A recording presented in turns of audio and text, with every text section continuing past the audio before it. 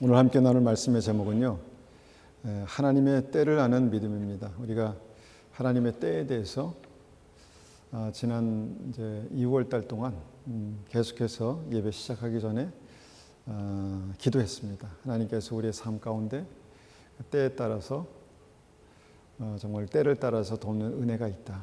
하나님께서 우리의 삶 속에 정하신 때가 있다라는 그런 주제로 우리가 그 말씀을 가지고 계속해서 생각하고 기도를 했죠. 그래서 오늘 우리가 좀 그것을 이제 정리하는 의미로 하나님의 때를 아는 믿음이라는 제목으로 말씀을 한번 같이 나누기를 원합니다. 하나님의 때가 있습니다. 모든 일에 하나님께서 우리의 삶 가운데 정하신 때가 있다는 것이죠. 우리는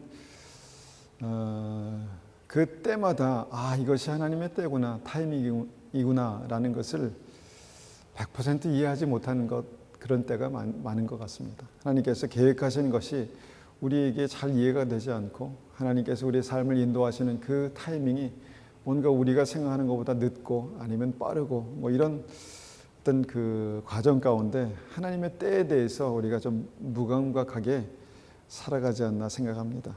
한번 그 때에 대해서 우리가 생각해 보기 원합니다. 창세기 12장 1절 말씀 한번 보겠습니다. 창세기 12장 1절입니다. 창세기 12장 1절.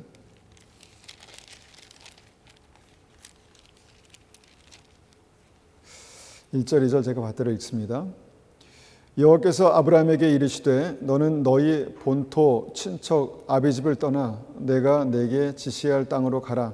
내가 너로 큰 민족을 이루고 내가 복을 주어 내 이름을 창대케 하리니 너는 복의 근원이 될지라. 하나님께서 어느 시점에서 아브라함에게 본토 친척 아비집을 떠나라라는 그런 말씀을 주셨습니다.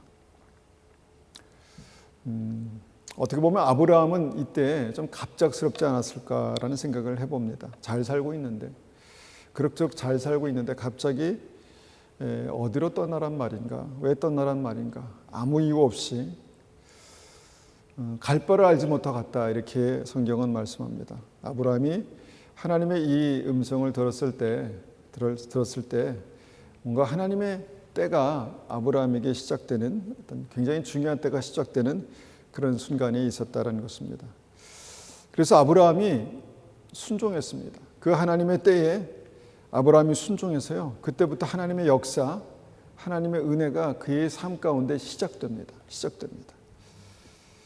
그래서 우리가 이 말씀을 보면서 어떤 아브라함이 하나님의 때에 본토 친척 아비집을 떠났구나라는 것에 이제 집중하죠. 그래서 저는 이제 청년 때 이 말씀이 저에게 본토 친척 아비집을 떠나는 것이 중요하다라는 의미로 받아들여졌습니다. 그런데 말씀을 읽다 보니까 그 반대의 명령도 있더라고요. 반대의 경우도 있습니다. 그게 창세기 31장 2절 같은 말씀입니다. 창세기 31장 2절은 31장 3절은 야곱에게 하신 말씀입니다. 야곱에게 주님께서 이렇게 말씀하십니다. 여호와께서 야곱에게 이르시되 내 조상의 땅 내 족속에게로 돌아가라. 내가 너와 함께 있으리라 하신지라. 잘 적응하고 살고 있는데, 하나님의 은혜를 누리며 살고 있는데, 하는 일마다 잘 돼서 하나님께서 놀랍게 축복하셨는데 갑자기 주님께서 본토 친척 아비집으로 돌아가라, 이렇게 말씀하십니다. 그런데 이 본토 친척 아비집이 어떤 곳입니까? 그가 도망 나왔던 곳입니다. 쫓겨 나왔던 곳입니다. 거기에 들어가면요, 야곱을, 동생을 죽이려는 형 에서가 아직도 시퍼렇게 눈을 뜨고 그렇게 있었습니다. 실제로 야곱이 돌아갔을 때 그 이제 본토 친척 아비집에 들어가는 길목에서 형 에서가 군대를 끌고 나오죠. 군대를 끌고 환영 행사를 대대적으로 하려는 것이 아니라 죽이려고 했다는 것입니다. 근데 그런 곳에 하나님께서 야곱에게 들어가라, 본토 친척 아비집으로 들어가라, 이렇게 말씀하시죠. 그러면 우리가 항상 떠나는 것이 뭔가 본토 친척 아비집을 떠나는 것이 하나님의 뜻이다라고 우리의 마음 가운데 새겨두었던 사람들에게는 황당하죠. 당황스럽습니다. 다시 돌아가는 것이 하나님의 뜻인가? 여러분, 우리가 이 말씀을 통해서 떠나는 것이 하나님의 뜻이 아니라, 다시 돌아가는 것이 하나님의 뜻이 아니라 무엇입니까? 순종하는 것이 하나님의 뜻이구나. 그러니까 하나님의 때에 떠나야 될 때가 있고 다시 돌아가야 될 때가 있고, 뭔가 하나님께서 정하신 그 때에 하나님께서 우리의 삶을 통해서 하나님의 뜻을 이루어 가시는 때가 있다라는 것을 우리가 생각해 볼 수 있다는 것입니다.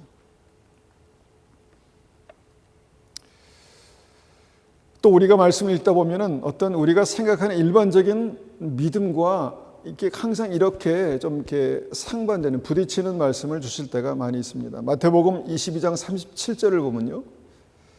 마태복음 22장 37절을 제가 받들어 읽겠습니다. 예수께서 이르시되 내 마음을 다하고 목숨을 다하고 뜻을 다하여 주 너희 하나님을 사랑하라 하셨으니, 하나님을 사랑하는 것이 믿음입니다. 하나님을 사랑하는 것이 믿음입니다. 하나님은 사랑이십니다. 그래서 우리가 믿음을 가지면서 하나님께서 우리를 사랑하셔, 하나님은 당신을 사랑하십니다, 여기에 완전히 우리가 이제 그 은혜를 받습니다. 그리고 이 말씀이 우리의 삶을 사로잡습니다. 하나님 우리를 사랑하시는구나, 하나님께서 우리를 사랑하시는구나, 내가 하나님을 사랑하는 것이 믿음이구나. 그런데 말씀을 읽다가 조금 우리가 말씀이 깊어질 때쯤 이런 말씀을 만납니다. 마태복음 10장 28절이죠. 몸은 죽여도 영혼은 능히 죽이지 못하는 자들을 두려워하지 말고 오직 몸과 영혼을 능히 지옥에 멸할 수 있는 이를 두려워하라. 많은 그 복음주의 크리스찬들에게 뭔가 이 말씀은 믿음으로 잘 와닿지 않는 말씀 가운데 하나입니다. 그러니까 하나님을 두려워하라, 이 말씀을 많은 사람들은 이것은 뭔가 잘못된 해석, 잘못된 믿음 정도로 그렇게 받아들이는 것이죠. 여러분, 하나님을 두려워하는 것이 믿음입니까? 말씀에서 분명히 몸과 영혼을 능히 지옥에 멸할 수 있는 일을 두려워하라 이렇게 말씀하시고, 그 외에도 하나님을 두려워하는 것이 믿음이다 말씀하십니다. 아브라함이요, 그 믿음의 가장 꼭대기 전성기에 있을 때 주님께서 무엇을 시험하셨습니까? 내가 이제야 나를 두려워하는 것을 알았구나, 이제야 나를 경외하는구나, fear God, 하나님을 두려워하는구나. 그 믿음이 아브라함에게 확인될 때, 그때 하나님께서 아브라함의 믿음을 인정하시는 그런 모습들을 보게 된다는 것이죠. 그러니까 뭔가 하나님의 사랑이 전부가 아니라, 하나님을 두려워하는 것이 전부가 아니라, 하나님의 때에 하나님의 사랑을 누리고 하나님의 사랑을 우리의 삶 가운데 부으실 때가 있고요. 어떤 중요한 때에는 하나님께서 그 삶에 하나님을 두려워하는 믿음을 깨닫게 하시고 그 두려워하는 믿음을 부으실 때가 있다라는 것입니다. 그러니까 내가 어떤 말씀을 가지고 한 가지 원칙을 가지고 하나님은 이런 분이야 라고 생각했을 때 우리가 당황스러운 부분이 있을 수 있다는 것이죠. 나는 사랑의 하나님만 알고 있었는데 두려운 하나님이 계시구나. 또 하나님을 두려워하는 것이 믿음인 줄 알았는데 하나님은 그런 나를 또 사랑하시는구나. 이렇게 하나님의 때에 하나님께서 그 사랑과 두려움을 우리의 삶 가운데 계시하실 때가 있다라는 것입니다. 왜 그럴까요? 그때 그 시점에 그 믿음이 필요하기 때문입니다. 그 믿음이 있어야만 믿음으로 내가 생명의 길을 갈 수 있고 주님과 동행할 수 있기 때문에 그 믿음을 우리에게 요구하시는 것이죠. 이 때에 대해서 우리가 아주 뭔가 알지 못하면, 정확하게 알지 못하면 말씀이 참 이해하기 어려운 그런 말씀도 있습니다. 요한복음 7장 8절 같은 말씀이죠. 요한복음 7장 8절 8절 9절 제가 받들어 읽습니다. 너희는 명절에 올라가라. 내 때가 아직 차지 못하였으니 나는 이 명절에 아직 올라가지 아니하노라. 이 말씀을 하시고 갈릴리에 머물러 계시니라. 이스라엘 백성들은 명절 때마다 예루살렘에 올라가서 그 성전에서 예배를 드렸습니다. 굉장히 중요한 것이죠. 중요한 관습입니다. 그런데 예수님께서 명절에 예루살렘의 성전에 올라가지 않겠다라고 선언하십니다. 그러니까 굉장히 중요한 일이 있었는데 주님께서 그 중요한 일 때문에 아마 안 가시는가 보다 이렇게 생각했는데 그 중요한 일이 무엇입니까? 내 때가 아직 이르지 않았다. 내 때가 아직 되지 않았다. 그래서 나는 안 올라가겠다라는 그런 굉장히 파격적인 선언을 하셨다는 것입니다. 그리고 나머지 사람들은 다 올라가고 예수님만 남았죠. 모두가 그런가 보다, 뭔가 중요한 하나님의 때에 대해서 주님께서 말씀하시는가 보다 이렇게 생각했는데, 그런데 말씀을 조금 읽다 보니까 갑자기 예수님께서 예루살렘의 성전에 나타나셨습니다. 자, 그것이 14절입니다. 이미 명절이 중간이 되어 예수께서 성전에 올라가사 가르치시니, 분명히 예루살렘에 안 가시겠다고 말씀하신 주님께서 갑자기 성전에 나타나셔서 말씀을 가르치고 계셨다는 것입니다. 예수님 메시아신데, 그리고 그 메시아의 어떤 위엄으로, 권위로 하나님의 때가 되지 않았고 나는 그래서 성전에 올라가지 않겠다라고 공언하신 바가 있는데, 명절 중간에 예루살렘으로 올라가셔서 성전에서 말씀을 가르치고 계셨다는 것입니다. 제자들이 그것을 봤을 때 얼마나 당황스러웠을까요?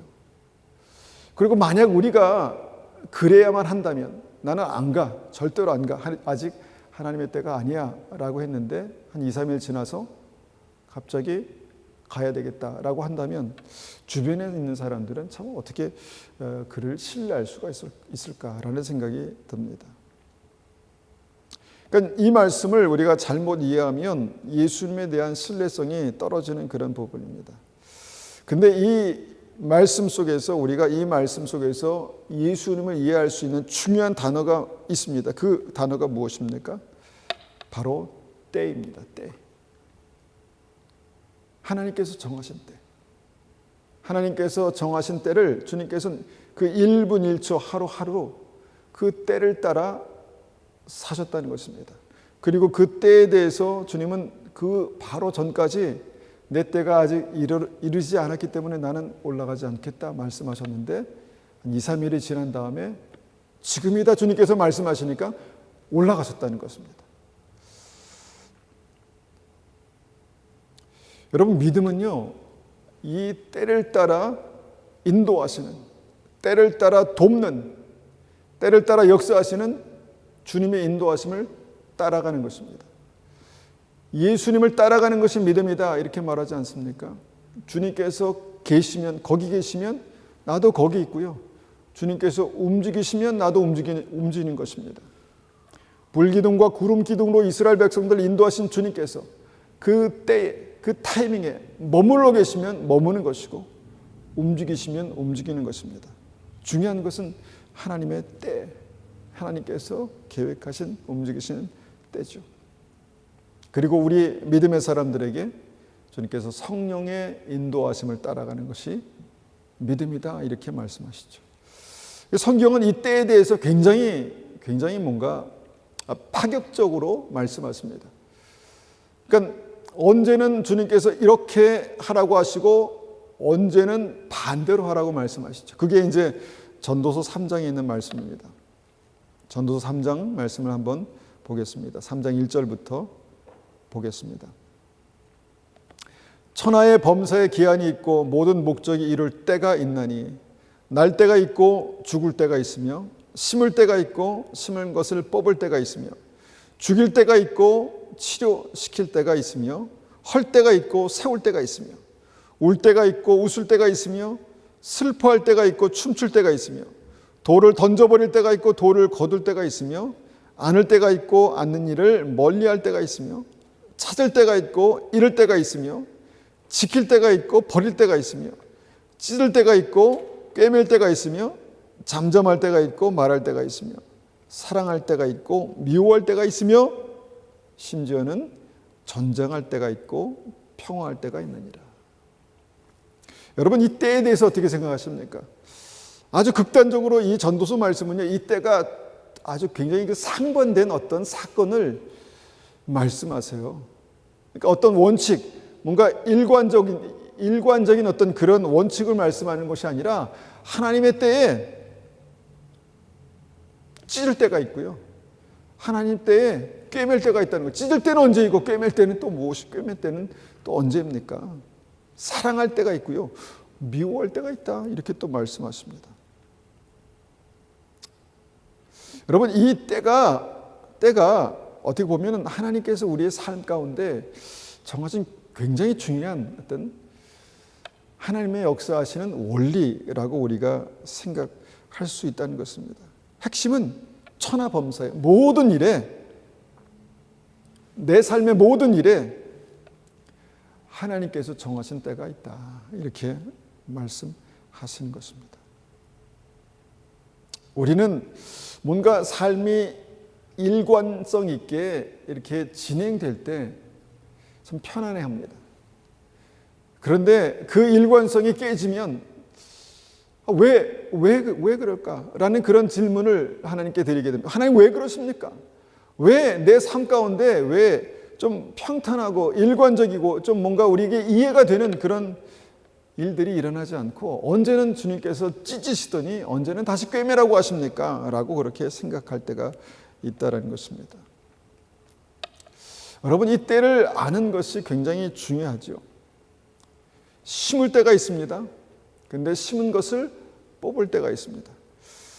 그런데 이 심은 것을 심어야 될 때 심지 못하면요, 뽑을 것이 없고요, 뽑아야 될 때를 놓치면 여러분 거둘 것이 없습니다.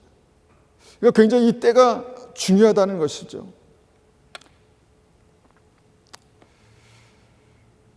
여러분, 우리가 이 때를 무시하고 뭔가 하나님의 때에 대해서 이해가 없다면요, 우리의 삶 가운데 우리의 역사는 늘 우리의 생각대로, 우리의 고집대로 흘러가고 말 것입니다. 이스라엘 백성들이요, 이 때를 알지 못했습니다. 그냥 느낌대로, 생각대로 그냥 살아갔습니다. 그러면서 왜 하나님께서 그렇게 하시는 거야? 라는 그런 질문을 늘 그렇게 질문을 드렸습니다. 그래서 여러분 생각해 보십시오. 가장 중요한 때에 들어가지 못한 것입니다. 가장 중요한 때에 하나님께서 약속하신 가나안 땅에 들어가지 못한 것이죠. 그리고 40년을 무엇입니까? 하나님의 때에 대한 훈련을 받았다는 것입니다.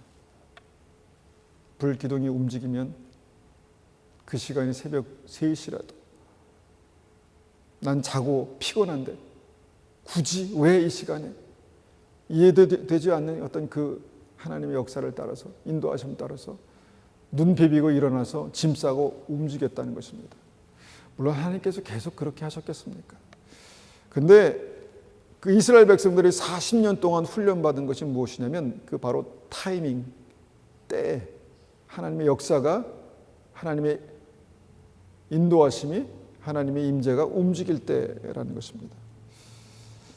그래서 우리에게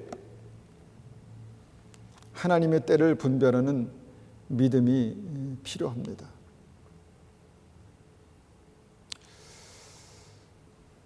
여러분, 이 믿음은요, 능력입니다.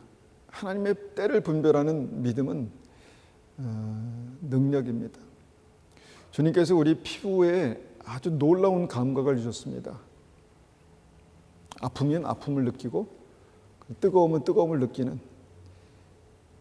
그런데 만약에 우리가 어떤 것을 이렇게 우리의 감각이 망가져서 아주 뜨거운 냄비를 들었는데 이것을 느끼지 못한다고 생각해 보십시오. 그래서 놔야 되는 때에 놓지 못하면 손이 다 타들어갈, 망가지는 것입니다. 여러분, 암이 무서운 질병 중에 하나인 이유는요, 우리 몸에 있는 단백질이 돌연변이를 일으켜서요, 돌연변이를 일으켜서 통증을 느끼지 못하는 병을 만들어내는 것입니다. 그 증상이 통증이 없는, 그래서 통증이 나중에 느껴질 때쯤에 이미 늦은 거예요. 그래서 무서운 것이죠. 뭔가 하나님께서 우리의 삶에도 아픔을 느끼고 뭔가 통증을 느낄 수 있는 어떤 그런 감각들을 주신 이유가 하나님의 때를 알아가라고, 분별하라고 주신 게 아닌가, 이렇게 생각할 수 있습니다. 여러분, 이스라엘 백성들이 그 때를 분별하지 못해서요, 가나안 땅에 못 들어갔다는 것은 굉장히 충격적인 것입니다. 들어갈 수 있는 그 타이밍에 들어가지 않고 주저앉아서 머물러서 그냥 그 자리에서 머물러서 하나님을 원망하고 그냥 있었습니다.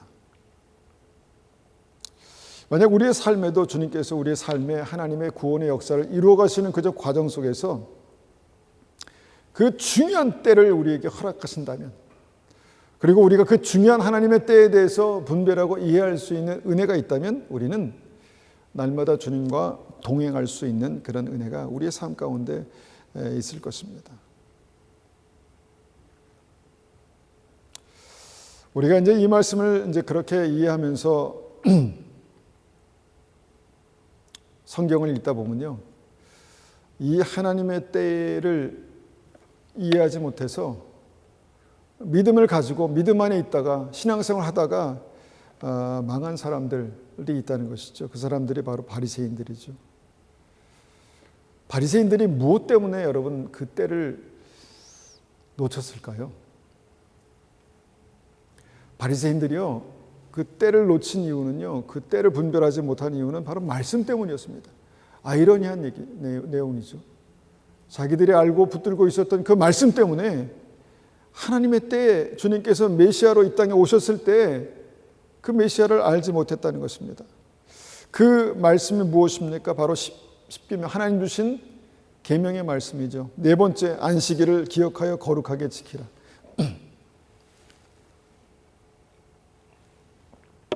얼마나 중요한 말씀입니까? 그런데 바리새인들이 이 말씀 때문에 예수님을 구주로 만나지 못했습니다. 말씀 때문에 구주로 만나지 못했습니다. 이 말씀 때문에 생명이신 예수님을 거부하고 예수님을 십자가에 못 박았다는 것입니다. 어떤 굉장히 극단적인 상황이죠. 이 말씀 때문에 믿음 생활하다가 지옥 자식이 됐다, 이렇게 우리가 볼 수 있는 내용입니다. 말씀에 기록되어 있는 여러 가지 근거들이 있는데 한번 몇 군데만 찾아보면요, 마태복음 12장 10절에 보니까 한쪽 손 마른 사람이 있는지라 사람들이 예수를 고발하여 물어 이르되 안식일에 병을 고치는 것이 옳으니까. 이 사람들의 온 초점은 안식일에 예수님께서 어떻게 행하시는가, 그거였습니다. 안식일을 거룩하게 지키는가. 근데 그 거룩하게 지킨다는 의미가 자기의 고정관념, 자기의 생각 안에서 그 틀에 묶여 있었다라는 것입니다. 그래서 계속해서 안식일을 기억하고 거룩하게 지키라는 말씀이 오히려 예수님을 만나는데 걸림돌이 되었습니다. 누가복음 6장 7절 보니까 서기관과 바리새인들이 예수를 고발할 증거를 찾으려 하여 안식일에 병을 고치는가 엿보니, 하나님의 말씀을 가지고 예수님을 감시하고 뭔가 예수님을 뾰족한 눈으로 가지고 계속해서 봤다는 것입니다. 나름대로 분별하려고 했겠죠. 분별력을 가지려고 그렇게 했겠죠. 그런데 그 말씀 때문에 살아계신 예수님을 만나지 못하고 예수님을 감시하는 감시자로 그냥 남아 있었다는 것입니다. 여러분, 그들이 알고 있는 말씀에 무슨 문제가 있었을까? 왜 그들은 하나님의 말씀을 가지고 주님께서 주신 그 귀한 계명을 가지고 왜 예수님을 거부했을까를 생각해 봅니다. 한번 이것을 우리가 이렇게 표현할 수 있을 것 같습니다. 그들의 말씀은 살아있지 못했다. 그들의 말씀은 살아있지 못했다. 다시 말하면 그들은 말씀을 가지고 살아계신 하나님과 소통하지 못했다. 말씀은 그냥 말씀이 아니라 말씀을 가지고 우리가 하나님의 마음을 알고 하나님과 소통하는 것입니다. 그런데 그들은 그 말씀이 자기의 신앙의 백그라운드를 세우고 자기 신앙의 권위를 세우는 그런 말씀이었습니다. 뭔가 하나님과 소통하는 생명력 있는 그런 말씀이 아니라 마치 그 말씀을 가지고 그 신앙의 연륜을 가지고 믿음의 바벨탑을 세우는, 그래서 그 바벨탑 위에 자기가 높이 그렇게 올라가는, 세워지는 그런 도구였지 않을까 생각해 봅니다. 말씀으로 자기를 세우고 자기의 모든 행동을 정당화하면서 믿음으로 자기만의 어떤 아성을, 자기만의 성을 쌓는 그런 믿음이었다는 것이죠. 그래서 그 말씀이 저는 죽은 말씀이다. 화석처럼 굳어진 말씀이다 라고 그렇게 생각합니다. 그 말씀이 있지만 그 말씀을 근거로 뭔가 주님의 목적인 생명을 살리는 그런 역사가 그의 삶 가운데 나타나지 못하고 그냥 그 말씀으로 세운 자기의 원칙, 바벨탑 꼭대기에 올라가서 사람들을 그렇게 정죄하고 판단하면서 심지어는 예수님조차 십자가에 못 박아야 될 사람이다. 바알세불이다. 저 사람은 완전히 마귀다. 라고 그렇게 생각했다는 것이죠. 여러분, 말씀이 우리 안에 굳어져서 어떤 원칙이 되어버리면 같은 결과로 우리의 삶 가운데 나타날 수도 있다라는 그런 경고를 우리가 듣게 됩니다. 바리새인들은 안식일에 병 고치는 문제뿐만 아니라 할례에 대한 하나님의 말씀으로도 자신만의 원칙에 사로잡혀 있었습니다. 할례에 대한 귀한 말씀에 하나님의 그 뜻을 알지 못하고요. 그 말씀을 가지고 사람들을 판단하며 정죄했습니다. 저 사람 할례 받지 못한 사람, 할례 받지 못한 이방인. 그래서 뭔가 그 사람은 지옥 갈 사람이라고 그렇게 아예 정죄하고 살았죠. 그런 바리새인들에게 하나님은 주님께서 이렇게 말씀하셨습니다. 천국문 앞에 서서 자기도 천국에 들어가지 않고 들어가려 하는 사람도 못 들어가게 막는 어떤 그런 믿음이다 이렇게 말씀하셨죠. 문제는 하나님의 말씀이 그의 삶 가운데 살아있지 못했습니다. 말씀으로 하나님과 소통하지 못하는 그런 믿음이었다는 것입니다. 말씀이 그냥 그의 삶 속에 신앙의 바벨탑을 세우고 계속해서 그 말씀을 받고 가질수록 그들은 더 높은 곳으로 올라가서 그 높은 곳에서 다른 사람들을 내려다보면서 정죄하고 판단하는 그런 믿음이었습니다.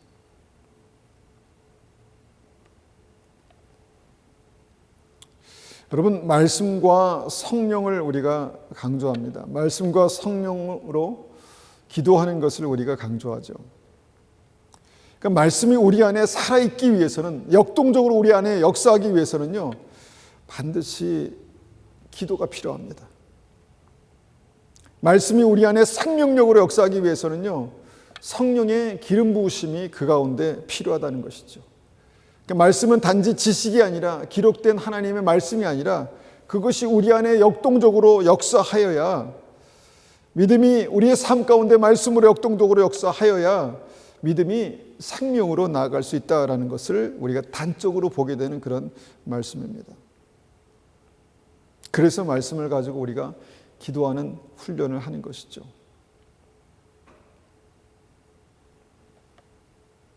말씀을 듣고 묵상하고 기도할 때요, 우리 안에 그 말씀이 역사합니다. 하나님의 마음을 알고 주님과 소통하는 그런 은혜, 성령의 민감함이 생기고 주님께서 우리의 삶을 어떻게 인도하고 계신지에 대해서 우리가 깨닫고 하나님께서 그래서 나를 여기까지 인도하셨구나 라는 그런 이해가 생기기 시작하죠. 말씀으로 하나님과 소통하는 것입니다. 그런데 말씀은 말씀이고 내 삶은 내 삶인데 나는 그 말씀과 하나님 사이에 도대체 이해가 되지 않는 그런 상황 가운데 있다면 여러분, 우리의 말씀이 다시 깨어나야 합니다. 살아나야 합니다. 주님의 마음을 가지고 소통하는 믿음으로 다시 살아나야 한다는 것입니다. 우리가 이제 이해하기 쉽게 이 말씀을, 기록된 말씀을 로고스의 말씀이라고 그렇게 이제 사람들이 이해합니다. 로고스, 기록된 말씀이죠. 그런데 레마의 말씀이라는 그런 말씀을 하지요. 뭐냐면 성령께서 말씀을 통해서 말씀하신다는 것입니다. 말씀을 통해서 말씀하신다는 것입니다. 그러니까 말씀이 살아 역사하시는 것입니다.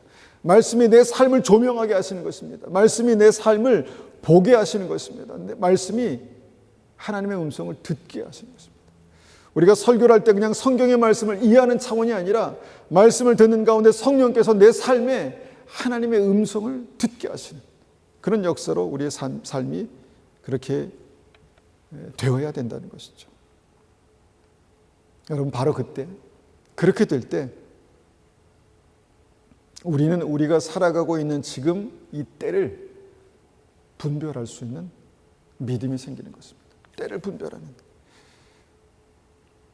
그냥 막연하게 내 생각만 가지고는 도저히 이해가 되지 않는 이 상황에서 하나님은 나를 왜 이곳에 두셨는지, 하나님은 왜 나에게 이 길을 걷게 하시는지, 지금이 심어야 될 때인지 아니면 지금이 뽑아야 될 때인지, 달려가야 할 때인지 멈춰야 될 때인지, 그냥 말씀이 일관적으로 나의 공식이 되어서 무조건 달려, 이게 아니라 하나님께서 나에게 뭐라고 말씀하시는지, 말씀이 살아 역사하셔서 우리의 삶을 인도하시는 그 믿음으로 가야 한다는 것입니다. 이스라엘 백성들이 하나님의 인도하심을 받아서 분명하게 가나안 땅까지 왔는데, 정말 가장 중요한 시점에 주님께서 그 천국문을 여셔서 들어가라 말씀하시는데, 문이 열렸는데 들어가지 않는 그런 믿음들이 이스라엘 백성들의 삶 가운데 역사 속에서 있었다는 것입니다. 왜 그 믿음을 주님께서 뭐라고 말씀하시죠? 졸며 자는 믿음이다. 잠들어 있는 믿음이다. 이렇게 말씀하십니다. 믿음이 있는데, 하나님을 아는데, 하나님을 믿는데 잠들어 있습니다. 감각이 죽어버렸습니다. 다시 말하면 깨어있지 못한 믿음이다, 이렇게 말합니다. 여러분, 믿음이 깨어있어야 합니다. 깨어있어야 하는 이유는 주님께서 우리의 삶 가운데 정하신 그때에, 우리의 삶을 인도하시는 그때에 우리가 주님의 음성을 듣고 주님의 인도하심을 볼 수 있는 그런 은혜가 우리에게 필요하기 때문입니다. 어떻게 우리가 생명의 말씀으로 기도 가운데 깨어 있을 수 있을까? 이것을 좀 더 구체적으로 적용할 수 있는 그 한 가지 원리를 한번 같이 나누고 말씀을 정리합니다. 사무엘상 16장 7절입니다. 사무엘상에서 주님은 선지자 사무엘에게 이런 중요한 말씀을 하셨습니다. 사무엘상 16장 7절입니다. 여호와께서 사무엘에게 이르시되 그의 용모와 키를 보지 말라. 내가 이미 그를 버렸노라. 내가 보는 것은 사람과 같지 아니하니 사람은 외모를 보거니와 나 여호와는 중심을 보느니라. 사무엘은요, 그 이새의 첫 번째 아들 엘리압을 보자마자 저 사람이구나 라는 확신을 가졌습니다. 그 사람의 눈과 감각으로 저 사람이 바로 하나님께서 기름 부으시는 이스라엘의 왕이구나 이렇게 생각했다는 것이죠. 근데 감사하게도, 다행스럽게도 사무엘은 하나님의 음성을 들을 수 있는 사람이었습니다. 주님께서 아니다, 나는 이미 그를 버렸다 이렇게 말씀하시죠. 버렸노라. 근데 그 이유가 무엇입니까? 내가 보는 것은 사람과 같지 않다. 사람들은 외모를 보거니와 사람들은 눈에 보이는 대로 보거지와 나 여호와는 중심을 본다 이렇게 말씀하셨다는 것이죠. 우리는 겉에 보이는 것, 우리 눈에 보이는 것 때문에 속을 때가 많이 있습니다. 이유를 알 수 없는 그 이유를 스스로 뭔가 답을 찾아가는 그런 과정들을 통해서 실수할 때가 많이 있습니다. 그런데 주님께서는 그때마다 중심을 보신다는 것이죠. 왜 주님께서 그렇게 하셨는지 중심을 보라는 것이죠. 그래서 하나님은 우리의 중심을 보신다. 이 말씀이 얼마나 우리에게 큰 위로가 되는지 모르겠습니다. 우리의 삶은 실수할 수 있고 넘어질 수도 있지만 내가 이렇게 주님 앞에 믿음으로 살기 위해서 한 발 한 발 나갈 때 그 중심을 보시면서 주님께서 그 작은 몸짓 하나도, 작은 삶, 부족한 삶도 주님께서 받으신다라는 것입니다. 그런데 바리새인들이 대단한 헌신을 하고 대단한 그런 희생을 해도 그 희생이 그 중심을 드리는 과부의 2 렙돈만 못했다라는 것이 주님의 말씀 아니겠습니까? 하나님은 그래서 우리 중심을 보신다는 것입니다. 그런데 이제 중요한 것은 이것입니다. 여러분, 중심과 중심은 통합니다. 하나님께서 우리의 중심을 보신다고 말씀하셨는데, 여러분, 그 중심을 보시는 하나님과 우리가 만약에 하나님의 중심을 보고 있다면 그 중심과 중심은 통하는 것입니다. 통하는 것입니다. 주님께서 다윗에게 말씀하셨죠. 저를 보니 내 마음에 합한 자라. 무슨 말씀입니까? 내 마음의 중심과 다윗의 마음 중심이 통했다는 것입니다. 확실하게 통했다는 것입니다. 하나님은 다윗의 중심을 보셨고 다윗도 하나님의 중심을 볼 수 있었다는 것입니다.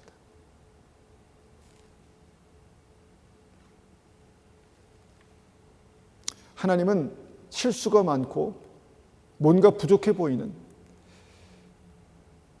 선지자의 눈에도 이 사람은 물론 보기 전이었지만 엘리야비 하나님께서 기름 부으실 자라고 그렇게 볼 수 있었던 그런 상황인데도 아니다, 나는 엘리야를 버렸다, 그는 아니다, 이렇게 뭔가 중심을 보시는 하나님이시라는 것입니다.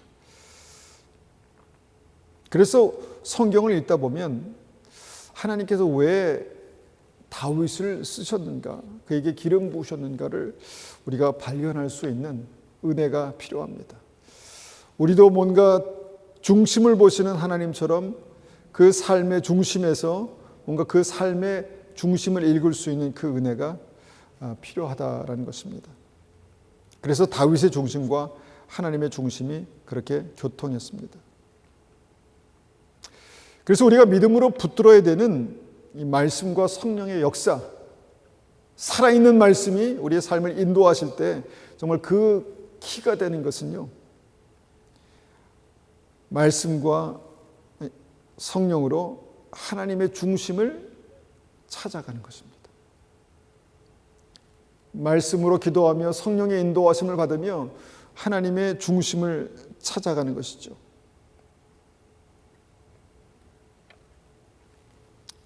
물론 실수할 수 있습니다. 베드로처럼 십자가에 대해서 주님께서 말씀하셨는데 그 십자가의 죽음이 와닿지 않았습니다. 싫었습니다. 그래서 그러시면 안 됩니다, 이렇게 말했죠. 그런데 나중에서 주님께서 그런 베드로를 주님께서 주님을 넘어지게 할 수 있는 그 행위에서 건져주셨습니다. 사단아 물러가라, 사단아 내리로 물러가라라고 말씀하셨죠. 그리고 베드로는 차츰차츰 예수님의 그 중심을 바라보면서 그 중심으로 나아갈 수 있는 그런 믿음을 갖게 됐습니다. 우리도요, 넘어질 수 있습니다. 실수할 수 있습니다.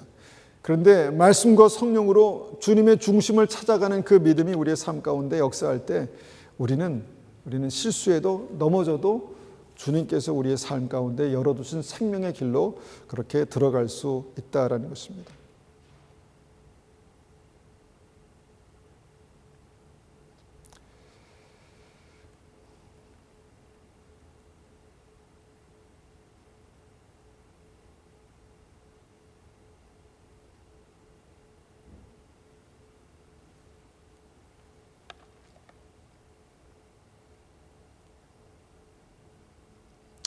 우리가 이제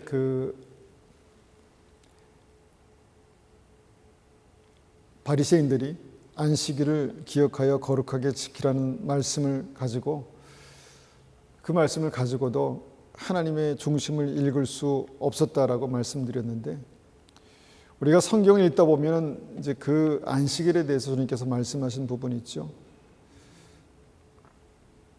무엇이냐면 인자가 안식일의 주인이다라는 그런 말씀입니다. 인자가 안식일의 주인이다. 그래서 우리가 이제 이 말씀을 한번 우리의 삶 가운데 적용해 보면, 하나님 앞에 우리가 안식일, 지금 우리의 주일이죠. 이 주일을 온전히 그렇게 지키는 것이 무엇인가? 이 주일이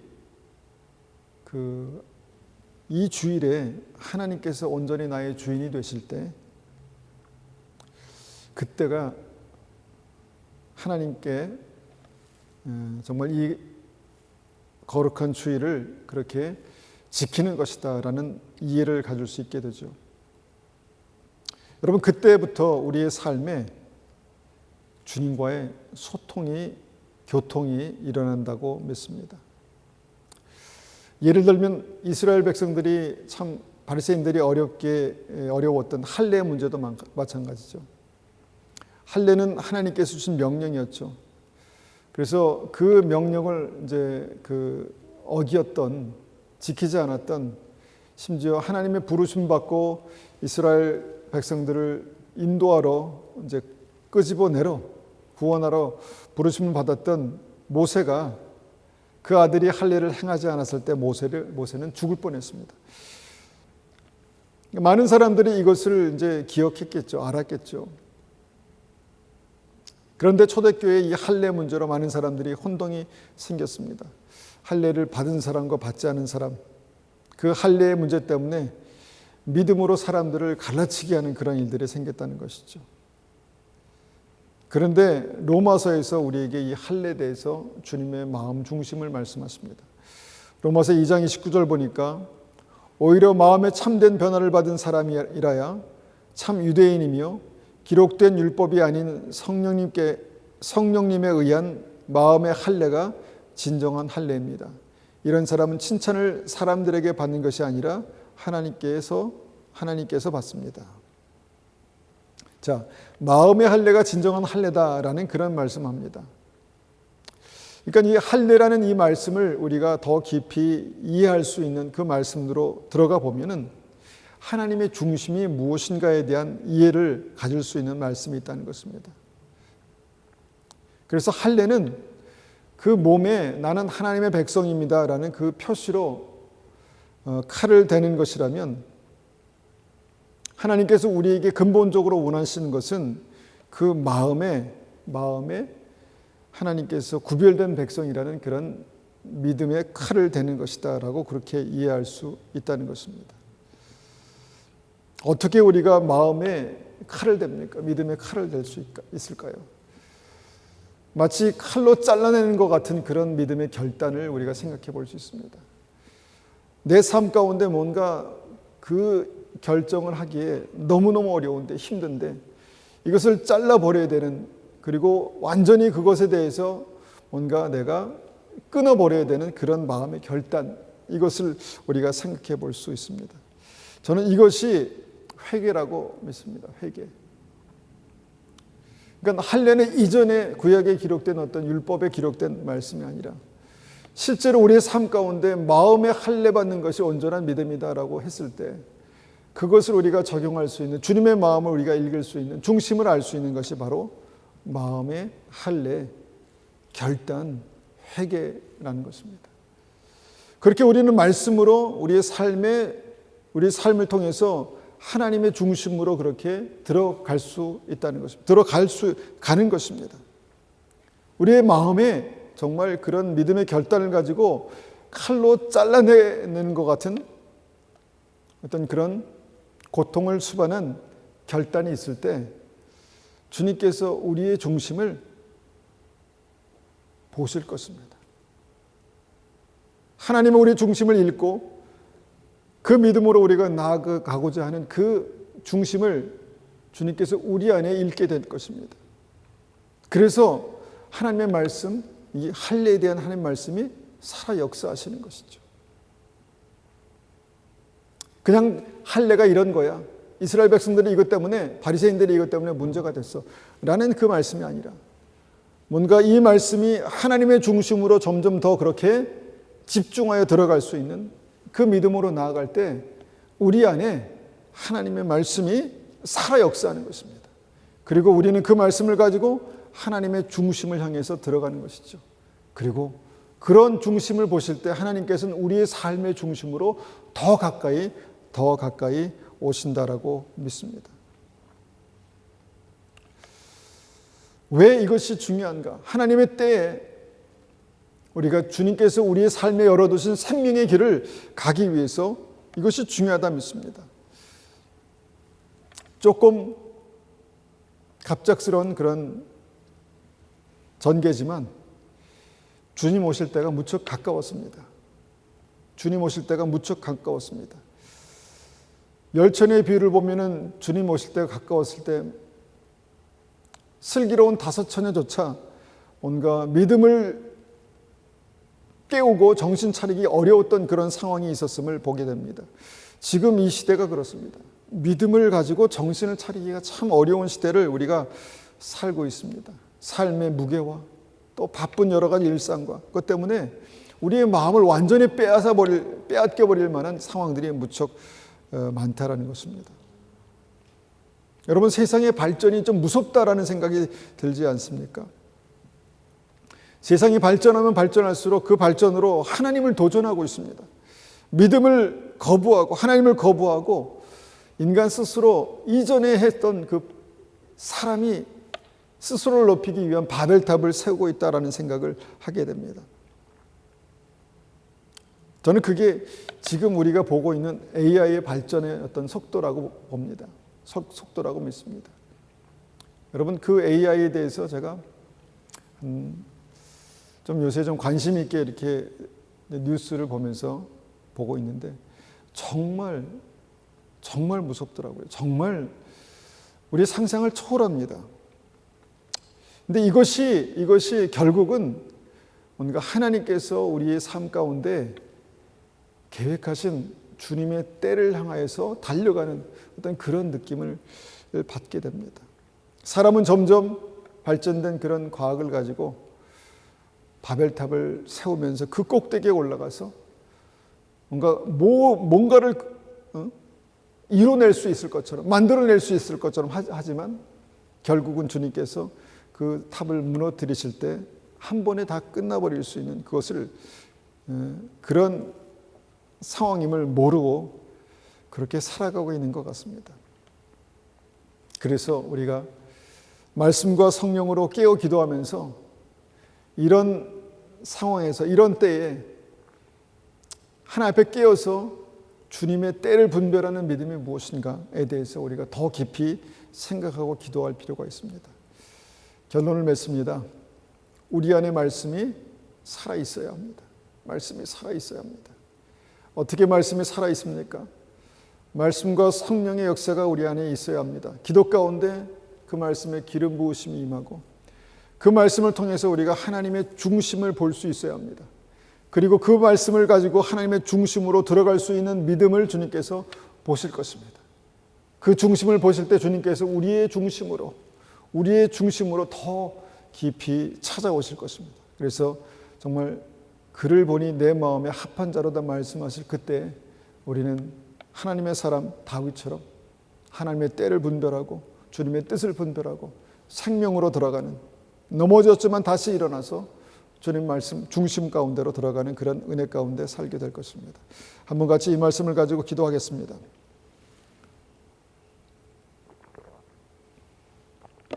이 말씀을 가지고 기도할 때 주님, 우리의 삶 가운데 하나님의 때가 있음을 우리가 믿음으로 붙듭니다. 우리의 삶에 주님 어떤 때를 지나가고 있는지 우리는 다 알 수 없지만 순간순간마다 주님께서 말씀하시는 그 은혜가 우리의 삶 가운데 하나님 있기를 원합니다.